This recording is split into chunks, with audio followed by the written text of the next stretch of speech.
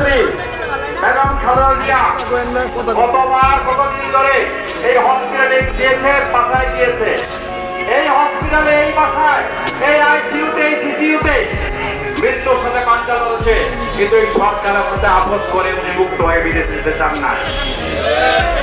লক্ষ্য করে খেলোয়াড় এই নেত্রীকে তিনি স্বাধীনতার বিরুদ্ধে আন্দোলন করে এই দেশের আপসহীন নেত্রী হিসাবে খেতাব পেয়েছেন। আজকে উনি মুক্ত হয়েছেন, আমাদের মহাসচিব বলেছেন অতি শীঘ্রই উনি চিকিৎসার জন্য বিদেশে যাবেন। আর আরেকজন তার বিপরীতে যিনি বেঞ্চিয়ে কথা বলতেন আমাদের দেশকে নিয়ে, উনি কোথায় আজকে? কোথায় আজকে উনি? অহংকার, অহংকার, অহংকার পতনের মূল। আল্লাহ তাআলা অহংকারকে কখনো পছন্দ করে না। আমরা অহংকার বোধ করি না। আমরা আমাদের দায়িত্ব কর্তব্য পালন করেছি।